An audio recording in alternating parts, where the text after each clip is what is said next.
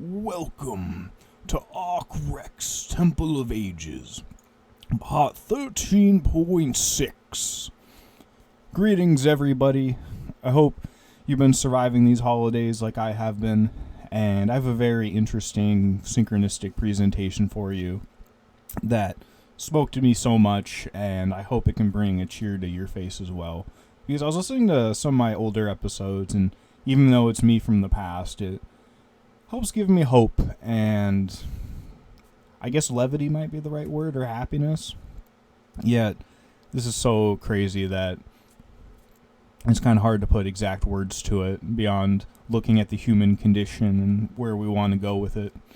And just, hello everybody, I'm back. And I wanted to put this here because I ended it with a Terminator picture and kind of started with it as well. And we had this meme a lot in the last presentation from Independence Day where he says, "Hello boys, I'm back." And it's so much packed into this one idea because it has to do with this blue plasma that we'll talk about a lot with this presentation, how that has to do with imagination coming to life. And just the last person you'd ever expect coming out of nowhere to help save the day, making the ultimate sacrifice. And one of the big inspirations for this video, beyond Levette making a video, was that I always like sending this picture to people on Christmas, and I didn't really have anyone to send it to this year. A lot of people have faded away in my life, and I don't kind of just want to force it on people in my life that I don't think will enjoy it. So I kind of wanted to share it here, and it's also a big part of the presentation, Godzilla, and we'll kind of link that back to, Kundilini and reality creation and the hero's journey and Christmas itself, because Christmas is such an integral part of all of this and where this is going and just the narrative structure of this and how it reverberates through basically everything. And once again, welcome to this presentation that will have all these different ideas kind of jumbled together. And I hope the context is pretty good and it's stringed together, and just how these topics have been reverberating throughout my life and just almost wherever I look. And I have a feeling if you're here watching this, you have a similar feeling as well. And I was talking about this in the last presentation with Thanksgiving, that it's just crazy that the vibration just is not matching this holiday with those around me. And it's not that bad, but it just seems like whenever I try to do something actual, like have an actual conversation with somebody, it just turns to getting buttons pushed. And, that's not what I'm about. And just trying to find our center and happiness in this weird, serious story that just seems to be increasingly on fire. Yet fire is an interesting thing because if you're at the right distance from it, it warms you and sustains you. Yet if you're too close to it, it burns you. So it's about finding the balance and, understanding where the universe experiencing itself and, just accepting the weirdness and oddities of it and coming to terms with it and asking ourselves where we're going to go with it. And I once again want to talk about the Titanic metaphor that I love adding to. You have the burning circus tent, and you have to think of this like Plato's cave on the Titanic. So you have the burning circus tent making the false light, and you have this artificial being that looks like the Terminator that's casting this projection on all these black tablets, trying to guide the whole of humanity. And if you try to escape the cave or the boat, there's a big bucket of crabs waiting to grab you and pull you back down into it. And once you escape the ship, in the middle is kind of this cardboard box and with all these sharks, and to the left you have this moral, self-sustaining lifeboat that everyone came together and helped build, and on the right is the evil submarine where all the secret societies and people with a whole bunch of money are, that most normal people don't have access to, that's always waiting in case the ship does go down. And that you see all these icebergs right here. That's not just one iceberg. It's just one thing after the other. It's, scratching a bit of the paint off. This broke. Oh, 5 more people fell off the side. It's not one big event. It's just one little chip after the other adding up. Yet, it's not sustainable. And eventually more and more people are forced out into the water on the cardboard box. And the whole idea of this channel is hopefully to come together more in a moral way and figure out how we can reproduce what we need to live our lives here in a way that's away from the system and a more moral way. And I've talked about this meme many times, and it's kind of my own way of building a meme to put into reality from the SpongeBob show. And it has this idea of mewing, which is like the look from Zoolander, which gives him superpowers. And then the second one is related to the Chosen One and the hero's journey and rewriting reality. And I've talked about it a lot in the previous ones if you want to go back and look at it, the last 2 or 3 episodes especially.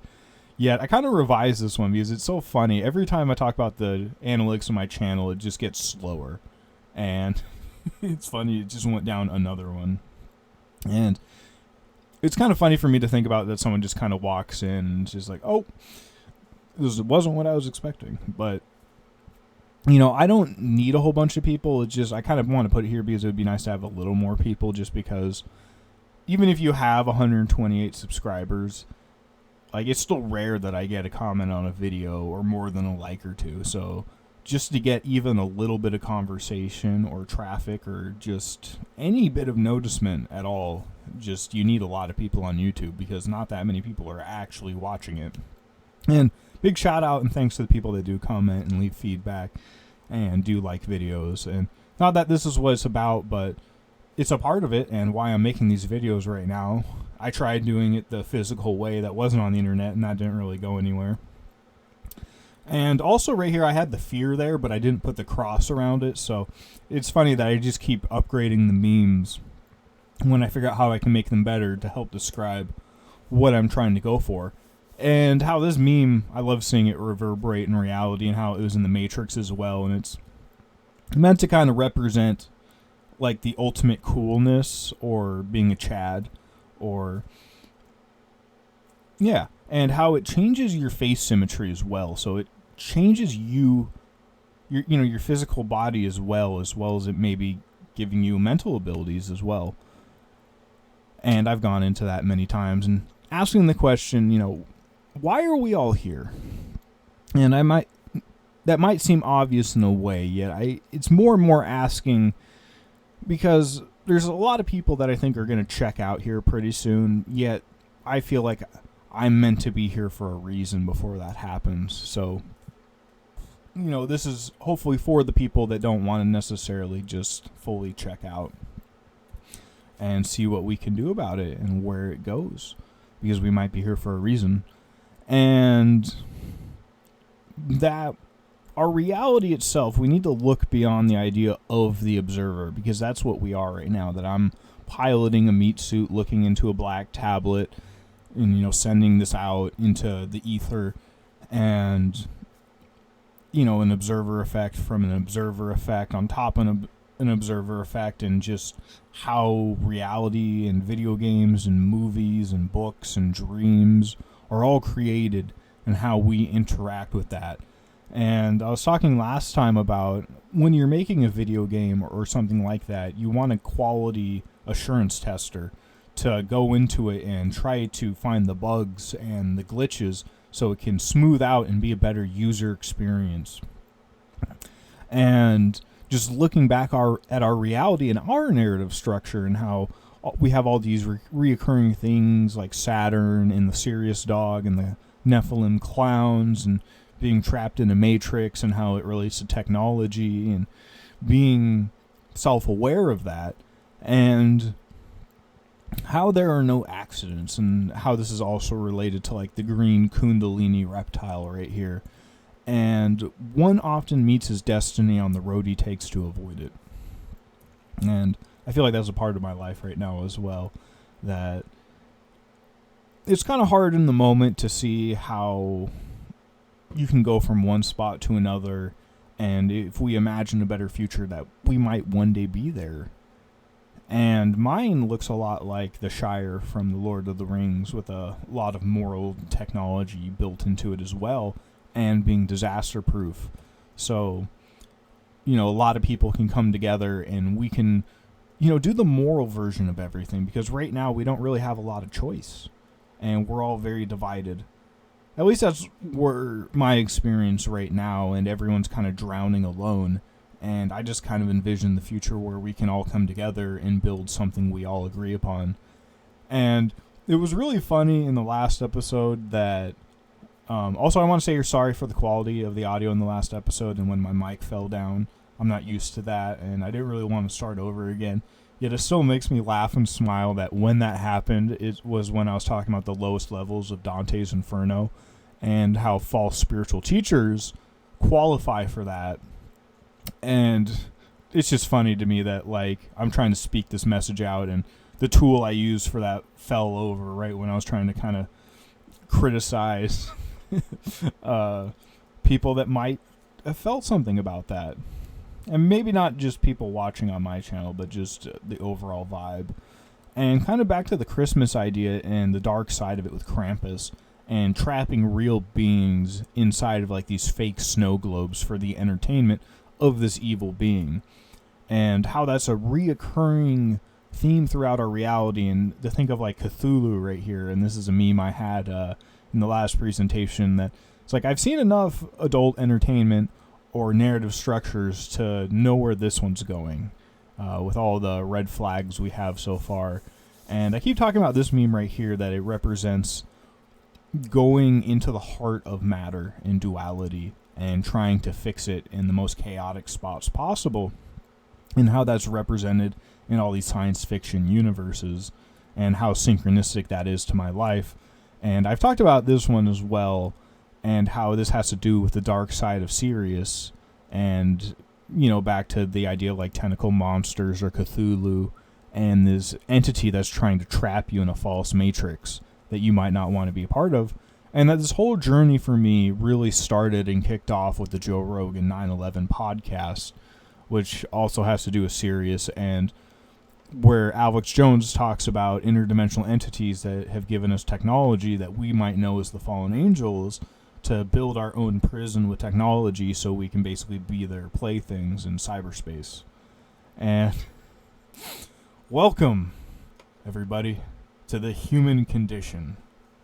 Because we have our own individual conditions, yet when this interdimensional being starts to materialize in our reality, it starts to become the human condition because we have to deal with it. And thus it's kind of reflected back on us as we reflect back on it. And I have this quote here: the boundaries which divide life from death are at best shadowy and vague. And, you know, we don't really have the full picture.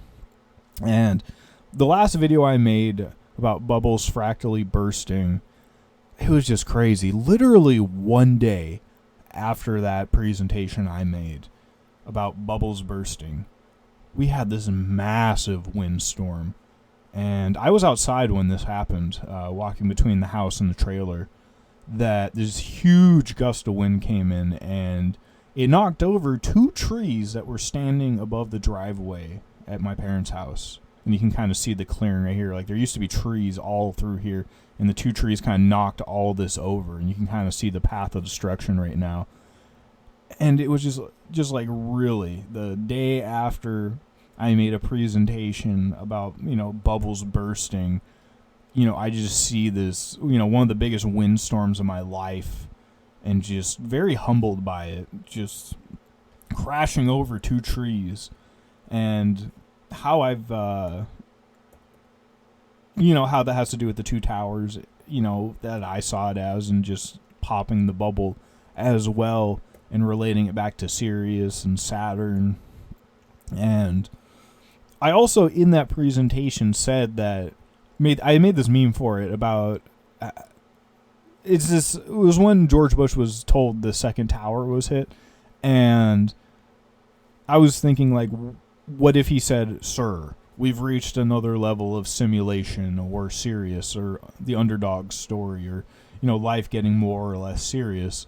And also, I related that and talked about that last video, that it was like part 5 that I made previously, and part 6 is called Sirius Wolves and Spiraling Trees. So it relates to this video, that now I'm now talking about how in my real life, you know, the Sirius trees just fell in my life. which is hitting close to home and is, reality fractally popping in front of my face. And I had this meme in the last one where this guy is figuring out he's in a simulation and everyone's won. And he's saying, why is this always happening over and over and over again? And I found this meme, or this little short video about this air conditioner that refuses to quit, still running against all the odds. And, just the idea, this AC unit's probably very tired of life and kind of wishes it could go to sleep a little bit, but, it's still running on in this crazy world. And it also says that thing has an actual soul at this point, and we'll kind of talk about that later, that might be more in our reality than we might know as the conditions of our reality change. And I also found this one of a scorpion eating another insect, and just how crazy it is, and how almost every episode I talk about the idea of giant insects and how in our own mainstream reality that we used to have these, and there are fossil records of these when there used to be more oxygen in the environment. And in Levette's last video she just made for Christmas, she was talking about the cyclical apocalypse, and I talked about that in my very first presentation about the difference between the water world and the fire world, and how it kind of swaps between them, and how you can also look at like the sandworms from Dune and whales from our own reality, and how those both have to do with reality creation and seeing through space and time. And also, kind of looking at the balance between technology and magic and relating this to like Game of Thrones, when the magic and the dragons came back when they used to not be there. And this reverberates in our reality that we're more in the technological age right now, that if it shifts, it goes back to magic. And the idea that we are in a closed system, that you could easily change our environment so that the oxygen was much higher and things like that. And as the mind of God itself might be waking up, that all of this is brought to life. And how if we're in a closed system right now, it's a lot like a pressure cooker. So we're waiting for the point that it opens up again. And that will allow, because if it's closed right now, we're just breathing up all the oxygen and the resources, and we need a refresh. And that's the whole idea of this cycle change, is so that we can kind of change things back over again and recycle and reset back to the golden age again, because we've kind of made a mess of it. And one of the byproducts of that is giant insects again. And just like I keep finding these videos of people talking about that, and also how this relates to, like I said, the mind of God, but also the idea of the abyss and connecting these realms, and how that's also in a lot of our pre-programming and the idea of space itself. Yet it's not only giant animals, it's the idea of you are what you eat. And there's been a lot of fictitious depictions of this guy right here says he ate too much crab and then he turned into a giant crab monster. And we also had these books growing up called Animorphs, that this alien technology allowed them to shift between aliens and humans, or animals and humans. And in our own past, we have all these other examples of human-animal hybrids like Anubis or Saint Christopher in Christianity. And we have this deformity in real life where people grow all this hair. I forget what it's called, but basically people look like Wookiees or werewolves. And there's this pre-programming as well of following the yellow brick road to paradise, or the center of the earth, or the North Pole. And I'm not advocating this, I'm just saying this is in the pre-programming, especially right now, about, also inner earth and things like that, and how these represent a portal to somewhere else, or the Garden of Eden. And then kind of back to this video I found where this guy at the bottom is saying, makes me appreciate that I'm human and not an insect. Imagining encountering a semi-truck-sized monster like that, and having even bigger worries each day. And he says right here, biblical levels of gluttony. But like, what if, giant monsters are pretty biblical? So once again, this was reverberating throughout reality in so many of our sci-fi movies and even old black and white movies. There's so many of them that have like giant insects, and just how awful that is.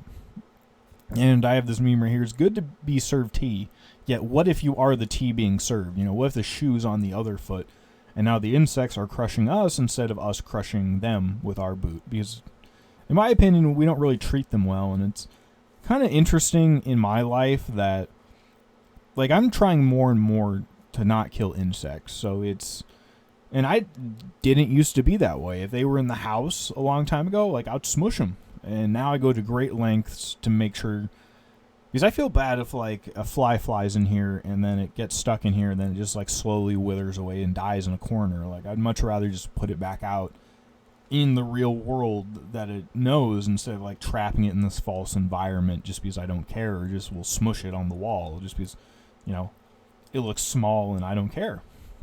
So I kind of want to go back to Godzilla, because Godzilla is this giant lizard. And it's going to kind of relate back to all of this in Christmas, and I'll kind of put it back together. But also how it relates to blue plasma and Kundilini and the Chosen One journey. And also this portal between dimensions is all represented by that blue plasma. And relating it also to atomic energy and mushrooms. And I see the World War II experiments a lot symbolically as trying to harness the sacred generative force in a bastardized way and trying to weaponize it. And we keep seeing that theme coming back over and over and over again about trying to take these good things and weaponizing it for evil and control. And in the Godzilla movies, one of the biggest villains is this three-headed dragon called King Ghidorah, that is also represented by lightning, but you could also think of him as like Zeus. And in the movies, he was buried in Antarctica under the ice. So when the ice broke, this ancient evil once again woke up and walked the earth. And it just made me think of the idea of hell freezing over. Yet what if hell unfreezes over or thaws, and what was there now can roam the earth again? And, you think of all these giant monsters and insects in our subconscious, and how in the Godzilla universe, there's the hollow Earth universe, yet it's not just the hollow Earth. Like, they don't just walk up and down. There's actual blue plasma portals that send them between those places. So it's actually more along the lines of, like, they're traveling through neurons in the mind of God to these different worlds, and it connects all these different experiences. And Godzilla is basically the protector of our world if any of these monsters come out. And it just made me think of, in the first movie, there's these, in the military, this is called halo jumping, where it's a high altitude, low orbit jump, I think it is. And they're going into the heart of matter and darkness to try to help save the day, which is what Godzilla is also doing, but it also is, fractally goes down to the humans. And I was talking about this earlier, that this is represented in all these sci-fi universes. This is how they go down into these different realities to try to help people out and save the day. And I've talked about this many times, that this is a tentacle monster using a blue plasma portal to try to invade our reality in a popular video game I'll go into later. And this is Loki from the Marvel Universe, which is one of the biggest pre-programmings of our entire reality. That he uses his infinite energy tesseract, or, blue atomic energy, to open a doorway in space and time with a device that looks exactly like CERN and has 8 points on it, and allows all these giant monsters to come through, and it's not a good time. And this is even in the Lego movie. They call this the Stairgate, or the Stargate, of this blue plasma, and it what allows these other entities to come in. And it's just like Independence Day, and it starts stealing all of their matter and reshaping their reality in a way they didn't want it to. And once again, back, hello, boys, I'm back. And in this, I see it a lot like the idea of, the savior spirit throughout space and time that has to do with this event of blue plasma and the mind of God opening up. But you have the good side and you have the bad side. And I kind of want to relate this back to Christmas, because I was talking about atomic energy being related to mushrooms, but Santa Claus and Christmas is heavily related to mushrooms. And how we can think of this also as like the doorway of reality, that it allows you to see through space and time, and that this is shown in so much of the symbolism between, that and atomic energy and mushrooms. And I just wanted to say there's a bad side of that as well, that in the show Last of Us, that this fungal parasite starts taking over people. And this was also in a video game called Darkwoods, that this fungal parasite that was on a meteor crash lands, and it starts trapping people in this hive mind that is a tree. So like this tree is trapping people's consciousness in it, and the only way to free them is to burn down the tree at the end. And you could just see that a lot like the Matrix as well. And I kind of wanted to relate this back to technology as well, because I want to tell you a story about a ram biting an apple. And I was talking in the last episode about RAM in computers and how that has to do with the bitten apple and RAMs, and also that the prices of these have skyrocketed lately because they're giving, they basically said all future RAM, at least half of it that all the major companies are now going to produce, are going to AI data centers. And it's the same with video cards right now, like because I follow a lot of I used to play video games a lot, so I would build my own computers, and I haven't really done that lately. And it's always kind of on the back of my mind, but it's just crazy how, like, it's not really even my budget anymore because it's just getting so freaking expensive because they're just giving it all over to AI. Yeah, I kind of wanted to take this back to the ram biting the apple and the idea of Baphomet and the Black Templars, and how this is related to technology. And there's this quote that I had in my very first presentation, that quantum computation is a collaboration between parallel universes, quoted by the very people making this. And the famous Elon quote where he talks about artificial intelligence is the demon and they're summoning it. And this is a guy that dressed it up during Halloween, dressed up as the champion of Satan, and has been linked to the game Diablo, which is about the evil demon Lilith trying to take over reality.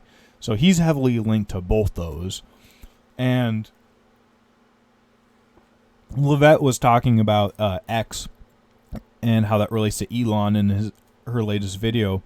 And I just wanted to relate that to the song X Gonna Give It To You, and how that relates to Deadpool and dogs and Sirius. And we'll go back to the Deadpool meme here in a minute. And also the idea of 5G is a pentagram, and how they're trying to overlay our reality with this vibration with technology, and how there are online conspiracies and all these memes about how these silicone chips look like, microstructures and seals and sigils, especially of Solomon, and how a lot of the most popular symbolism looks a lot like secret societies and all of this, and how it relates to demons and it being a gateway, and the cube and the bitten apple, and how that all goes back to this interdimensional goat demon that's trying to take over our reality. And I want to go back to the game Call of Duty, which is also one of the biggest pre-programming series in all of our reality, that it goes between a sci-fi future and a kind of medieval past with the Templars. And that's where it all started, that they found these artifacts that led them in the future to making infinite energy, and how that related to the Nazis, but how that also related to these interdimensional tentacle monsters and like zombies, and like our entire world changing and opening the gateway so these tentacle monsters could come into our reality and have a party, and how that once again relates back to this blue plasma doorway, and how these tentacle monsters have been shown in so many shows recently in our world, like Stranger Things, which is also huge, and how these characters reverberate throughout space and time and the multiverse. So it's kind of like everything packed up into one, but the center core of it is all about how you connect it, and how you connect it is these blue plasma doorways. And once again, we're back to the Lego movie where they call it the Stairgate, but it's also related to the Stargate, in Marvel, but then you have the actual Stargate movies that allow these cross between dimensions. And in South Park, they also have Imagination Land, and the way they went between the real world and Imagination Land was a Stargate beneath Area 51. There were other ways as well, but that was the artificial way to do it, and how everything in our subconscious was real somewhere else. And how one of the first things the Orange Cheeto Man did was Operation Stargate, to bring AI into our world at an incredible pace. And this meme right here, how it relates to Palantir and the Eye of Sauron and this interdimensional force that wants to get into our reality, and how this relates to bringing us to this desert world and this apocalyptic future that's represented by Desert World. And how in this movie they explored the idea of time travel to fix the timeline, to fix their narrative structure therein, and how they combined everything. So they had the DeLorean, Bill and Ted's phone book, Doctor Who's TARDIS, H.G. Wells' time machine, Skynet's time machine, and also that's how the Terminator movies start out, is Skynet sends back technology to Cyberdyne systems in the past so that they will make the systems for Skynet in the past so it can be alive in the future. So it's like this self-fulfilling prophecy throughout space and time. And how the Lego movie combines all of these together into one trope. And how this is related to, once again, to the green Kundilini reptile. And fixing the future from the past, and how you can bridge those gaps with this blue plasma that was also represented in Back to the Future, and trying to fix these timelines, and how that was in the Marvel universe as they went on with the Loki show, that you can think of all these as neurons in the mind of God, and how you can restructure those, and you can see this as like the Akashic records or what's in the mind of God, and how in the most recent movie with Deadpool and Wolverine that they have to save their own timeline and universe in the mind of God, which at this point is Loki, because he takes over the branches or the mind of God, but there's also, each individual neuron in the mind of God, and how this is related to this hero's journey, but also the less serious version of the hero's journey, and also knowing that you're in the hero's journey, because Deadpool knows he's in a comic book or in a narrative structure and will talk to the audience, and doesn't take it too seriously. And that's what the whole idea is about, that he can bring this comedy to the end of the world because he knows the bigger picture in mind, and how that blends together with these more serious archetypes and narrative structures. And once again, back to the kind of the darker side of the mind of God, and how those beings also want to connect that gap, like the Hellraiser movie. And I've explored it in John Carpenter's Apocalypse trilogy, especially with the Prince of Darkness, that through the church, that, the abyss wants to go into our world as well. And how this also relates to like Pennywise and it, and these interdimensional clown Nephilim creatures that feed on our fear so that they can live forever. And how they're from a different spot, but how they can connect between bridges and come into our reality. Yet it's also funny because our realities are reflected. So in this scene right here, they deflate Pennywise and defeat him because they no longer fear him. And I also kind of wanted to bring this idea back to another version of this interdimensional entity that's in this Japanese show called Full Metal Alchemist, that they can open up a bridge between worlds with these alchemical circles and, the observer effect in the mind of God. And right here is basically the tree of life. They call it the door of truth, and this interdimensional being in there. And basically how in the main story they're trying to build this giant ritual underneath a country so that they can do this giant ritual with everyone in the country, and how underneath their country is the old civilization where they sacrificed everybody and then they just built on top of it, and they just keep building these new civilizations on top of each other. And it's this Eye of Sauron interdimensional artificial homunculus being that's trying to build a body in our reality and take it over, just like the Eye of Sauron, and how it wants to make the Philosopher's Stone to live forever, yet the Philosopher's Stone is made out of all these people that they use in this giant ritual circle to live forever in this like giant vampire ritual, and how they want to capture the sun or the generative force itself so they can live forever. Yet, the hero's journey happens and the moral person saves the day, and it has to do with this whole balance between these dimensions and how you go between those, and how that's represented in so much of our symbology, and like the tree of life, and how I was relating that to Sirius trees and like my own trees falling over in my yard.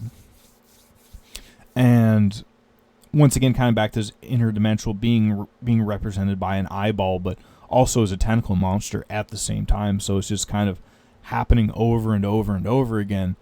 And there's also different like timelines that can connect with each other. So this is like two versions of the main character, one that lives in the fantasy world and one that basically lives in World War One. So it's kind of interesting how, they bridge the worlds right there. And I don't have a slide for it, but one of the newest Alien movies released was called Alien Romulus. So once again, related back to Sirius and the two becoming one, because you have these darker ideas, these vampires, this artificial entity, these xenomorphic aliens that all need real human beings and generative force so that they can live for longer because they're not actually real, or that they've been cut off from source. And that this is H.R. Geiger, the man who came up with the alien design, and how this was one of his houses. And it's just, to me, that he channeled these things, that these weren't just his ideas, and that these ideas kind of reverberate through space and time. And it's kind of funny because back at McDonald's, when I worked there so long ago, they called me the Lizard Man because I was talking about like all the lizard stuff in our world and how that relates to everything, but how, like the eyeball right there looks exactly like the Eye of Sauron, so it, kind of relates back to these interdimensional beings as well, and how a lot of these people will see these on drug trips, because I read Rick Strassman's book on DMT, one of the only legal trials of DMT ever done, and so many of them saw reptilian beings, so it's just something that reverberates in our culture so much. And I kind of want to go back to the Tim Dillon show, because it's so funny, because he's kind of this comedian on the outside of the mainstream. He's kind of more in the mainstream now because most of the other comedians are gone. But it's kind of funny here because he's talking about how people, just don't want to believe in these cults and lizard people that may run the world through blackmail and murder and all this stuff.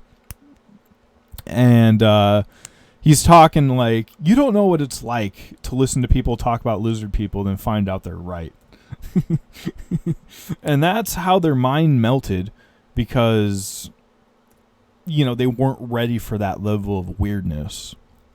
And he's talking about, like, if you know how fake the world is and you pay attention to all these books and the weird skullduggery, and I picked that word skullduggery because, like the mind of God and like rooting around in it. And he's talking about like the mind control, what they do with the children, all this heinous stuff.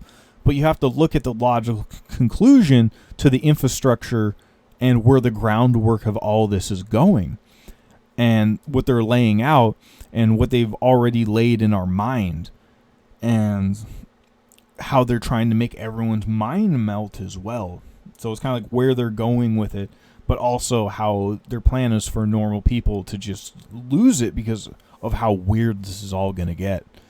And, it's less shocking if you know what's going on and you can kind of work your way through it. And that's kind of why I want to talk a lot about this and it's just interesting because he's talking about how he used to just be a person on the side, but then he started making this big show, and now he's on the main stage, and like he's watching himself on the computer, and then he's saying like it's almost like you climb through it. And it just, when he said this, it made me think of like the Ring movie, because the whole idea of that is this thing reaching through the screen to touch you. But that's also being explored with AI, because as what's on the screen comes to life, it's going to more and more going to be a part of our human condition, and how it also wants to become one as well. You know, Sirius, the two becoming one. You know, there's a good and dark side of it, but the dark side of it's like the Borg from Star Trek.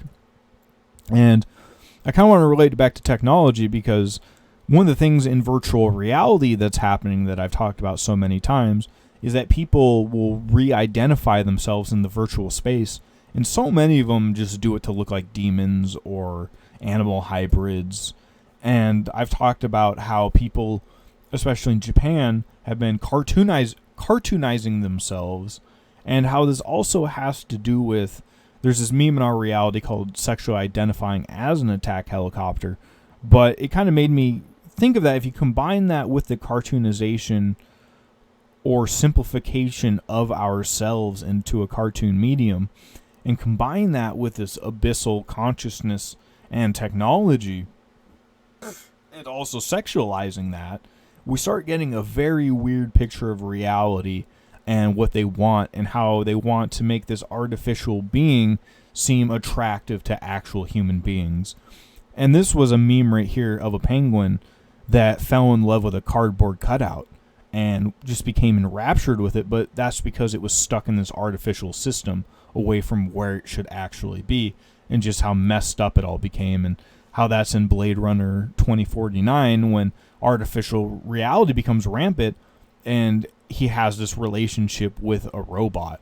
And just that happened because of the loneliness of the world. And this is not only with robots, but with these animal hybrids, and how Zootopia, and the second one just came out, which is a huge pre-programming of our reality, but how this is integrated in society as well, and how this is reverberating in our own reality with like the armed forces, and how they're coming out and saying like, yeah, we like dressing up as animal hybrids in a sexual way. And how this relates, I've talked about this many times in parody form, that these beings are trying to breach between dimensions as well, and eat up real human beings. Like if you think of, you know, the what's on the inside comes out, because, you know, our reality goes from technology to magic. Then all of a sudden, you know, the coin flips, or the shoe's on the other foot, and the balance is shifted. And I've talked about this so many times about this show from Japan, where this guy has a fox demon in him that gives him superpowers, but that you can go the good or the bad way of it. And, you know, once again, to the Sirius dog and the two becoming one. And it's all the context of it about whether, in my opinion anyway, it's good or bad, because I just see this as all tools and just different versions of it. How it's kind of breaking into our reality, but also how in The Shining that they brought their imaginations to life, and that's why that movie happened, because the ghosts came to life, because this psychic child came in and brought his shining, you know, the generative force of reality, and brought all these thought forms to life. And how if you're not ready for that, that it can be a pretty wild ride.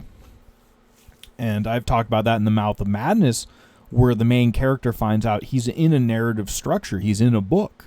You know, a good way to say, you know, he's in the Bible, and he's the main character of it, and just how he's observing that as the observer and the participant at the same time, as it's all, you know, all the barriers are breaking down. And I love this Garfield meme of, I wonder for whom the bell tolls. And the answer to that is you. You know, all of us, you know, as these walls break down and we really look up into this serious story about what actually is going on and where it's going. And I kind of wanted to, once again, talk about our version of The Truman Show. A guy named Chris Chan. And how his story hasn't been going very well. It's a very dark version of The Truman Show. And how he now identifies as a female. And it is all related to this thought egregore that he came up with. And he made this necklace of. And how this necklace is known to be cursed and will like ruin your life if you wear it.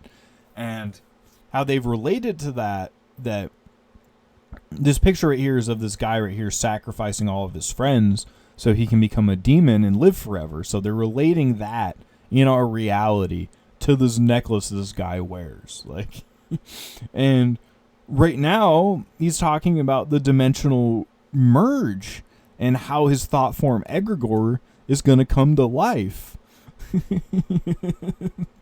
There's this meme right here of his thought egregore saying, "Yes, Father, the merge will be amazing."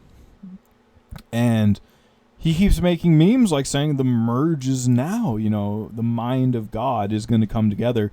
And he has his own memes of the apotheosis that, I think it's the apotheosis of Washington, but that Washington makes the Baphomet pose. So it is all related back to the goat demon as well, and reshaping reality, but also the two becoming one through this Sirius story that's related to 9/11 once again. And the Truman Show and the hero's journey and all of this weirdness. And how I've talked about in this movie together, it first starts with these two dogs merging.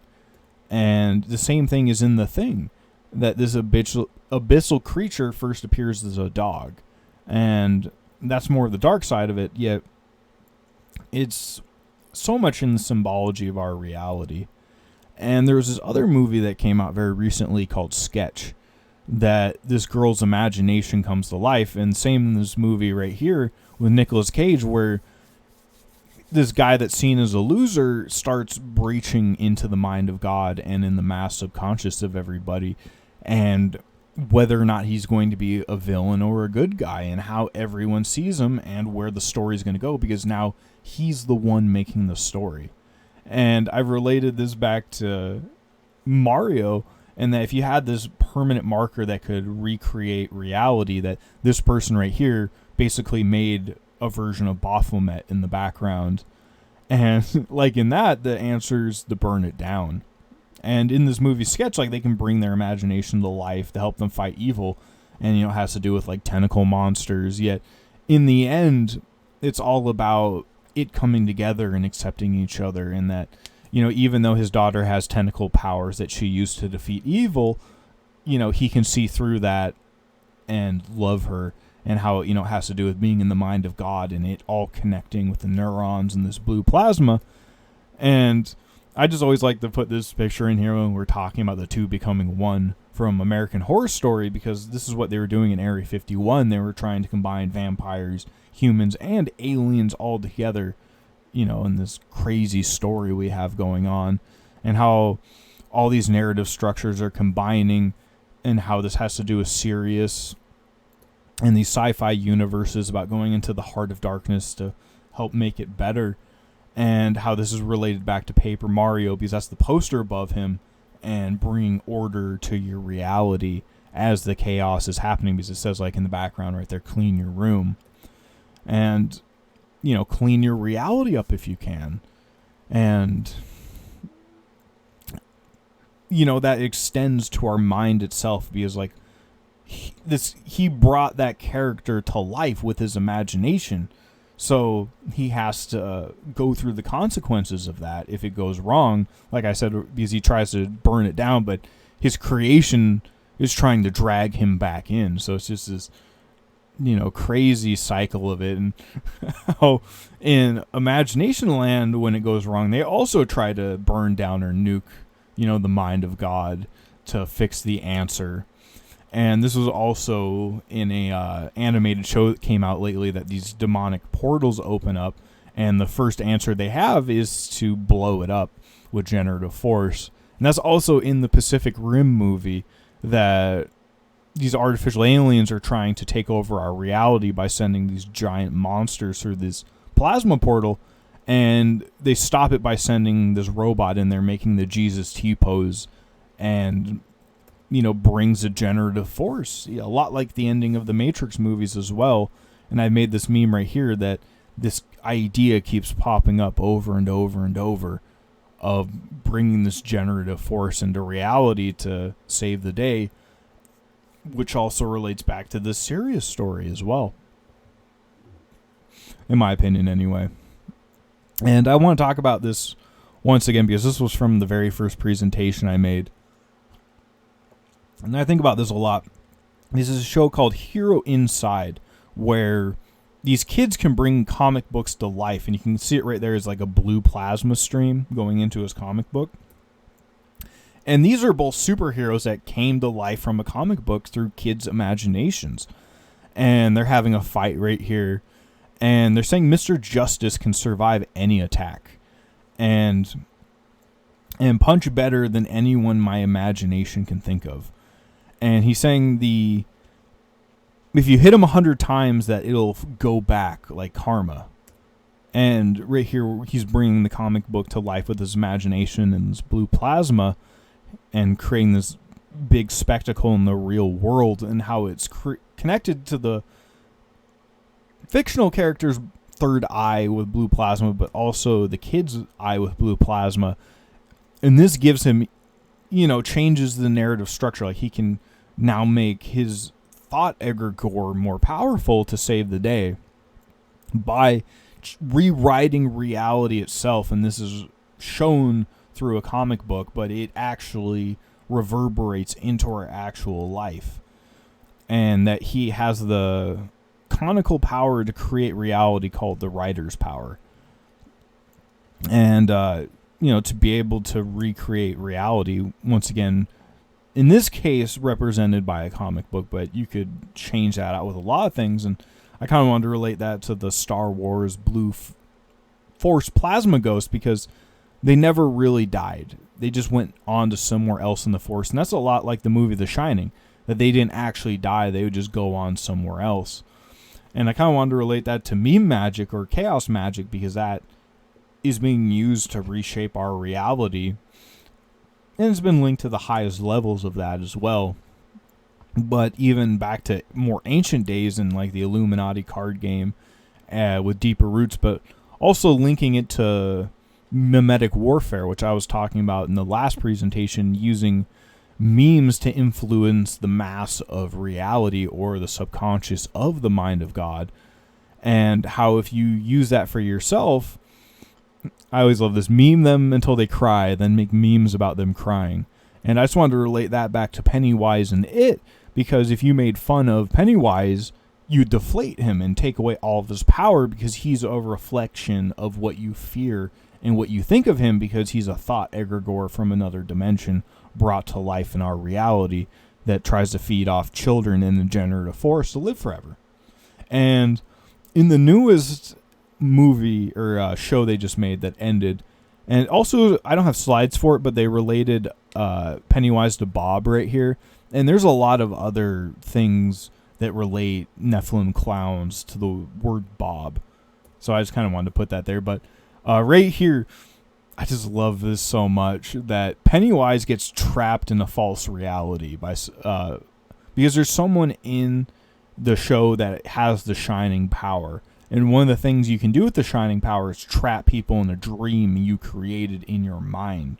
So he does that with this Elden Rich horror Pennywise. So Pennywise wakes up in this dream, and he's like, "Where am I? What is this?" And he's like, "You need to lay off the spirits." Spirits also you can think of like with alcohol, bridging that gap. And calling him Bob once again. But Pennywise is like, "I'm not Bob." And he's saying like, "Who else would you be?" And he's like, "I'm the eater of worlds." And then he slaps him. It made me think of Sean Connery's quote of, "Sometimes a slap's justified and just what you need." And he's saying like, "You must have hit your head a little harder than you thought." And he had Pennywise going for a minute, but then Pennywise figures out he's in a, basically a fake dream, and that guy right there is actually the dude with the shining.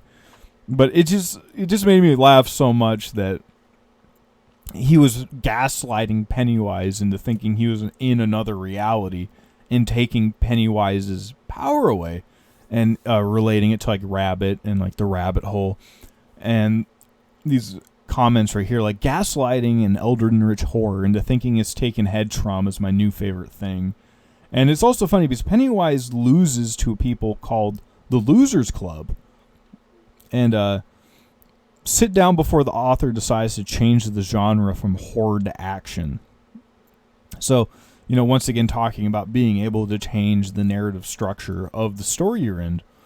And also, once again, because Pennywise feeds off your fear, so if you're not afraid of it anymore, it doesn't have any power over you. And I've talked about this with the Doom video game so much, that when you get this infinite energy, it opens up this doorway to hell itself.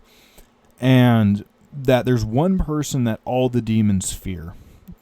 And I was talking about this in the last presentation, that this was related in the sci-fi universe that I keep talking about, that this abyssal demon monster was feeding off everyone's fear, yet the main character didn't fear the demon, so he wasn't affected.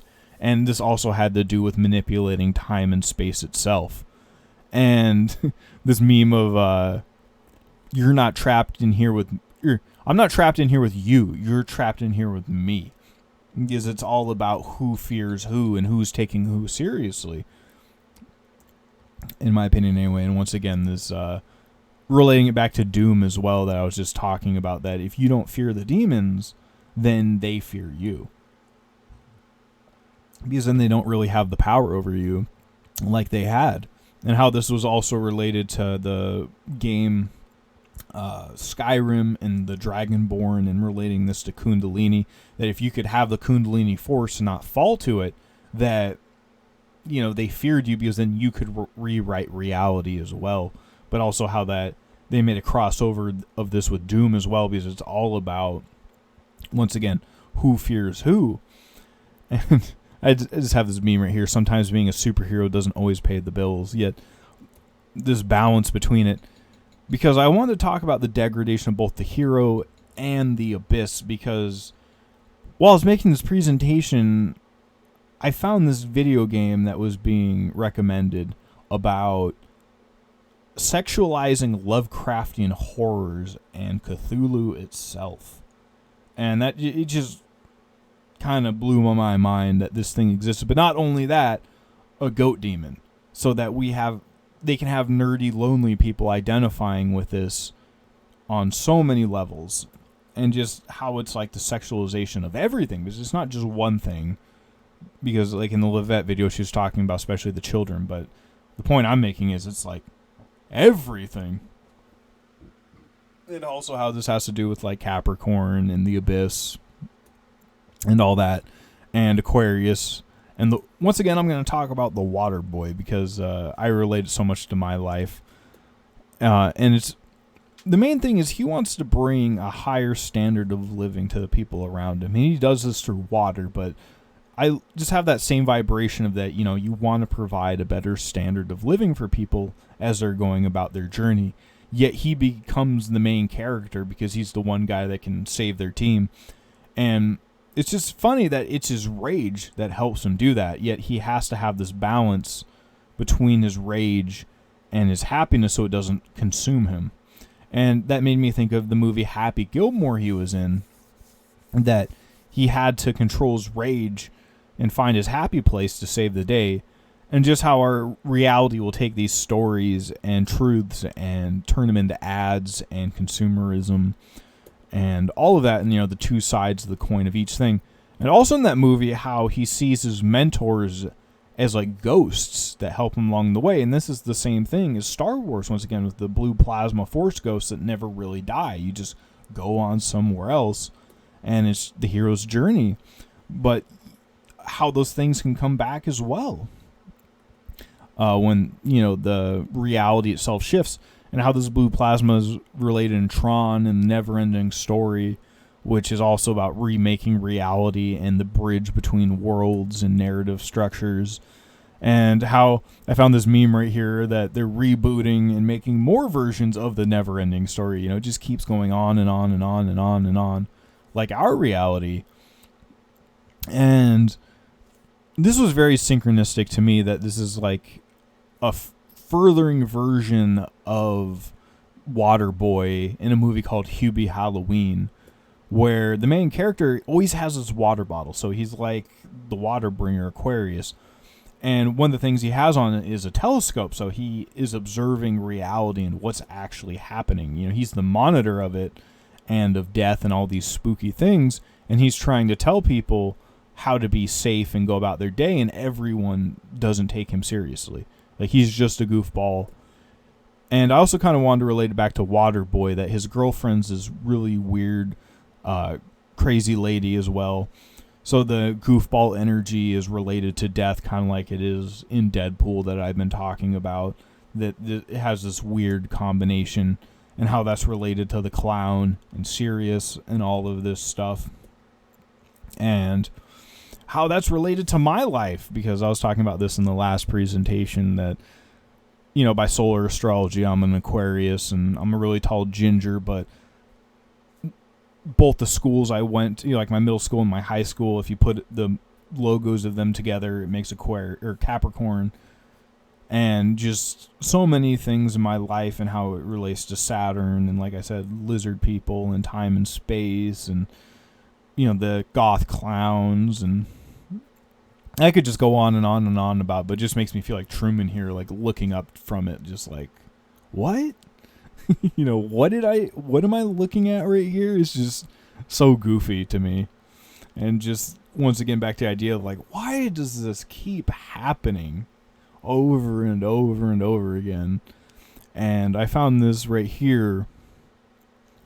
It's about Marvel's movie Endgame, but I thought this related to our real life because it seems like we're finally moving into the endgame of this story and the implications of all this technology and these narrative structures and, the play we've set, the stage being set, like it's finally being set.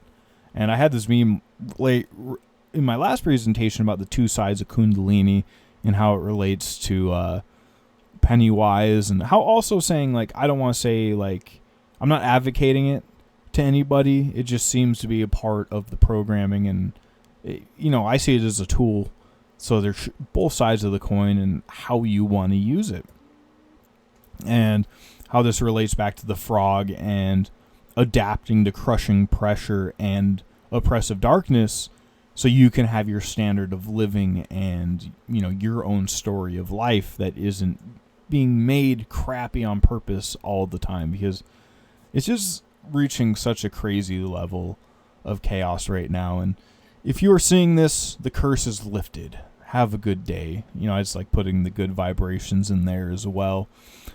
And the idea of the generative force and the fractal nature of reality and the mind of God, and how to create a better story and redeem it, and finding the love.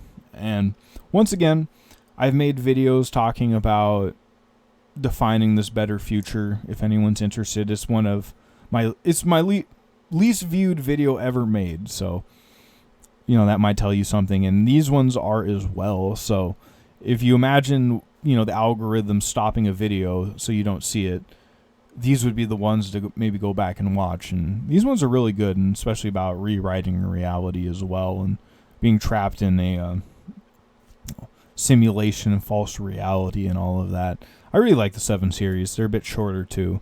And once again, back to the Sirius angels right here that are also memes. Do not be afraid, but also the other side of it saying, how am I not supposed to be afraid? And, just the balance of it. So I want to say thank you, everybody, for that one. This one's a bit impromptu. That it was kind of with, especially Godzilla, that kind of inspired me to make this and the Levette video, since I think most people here, especially here at the end, that have watched these are from her channel. So I wanted to say thank you and happy holidays, everybody, and a new year.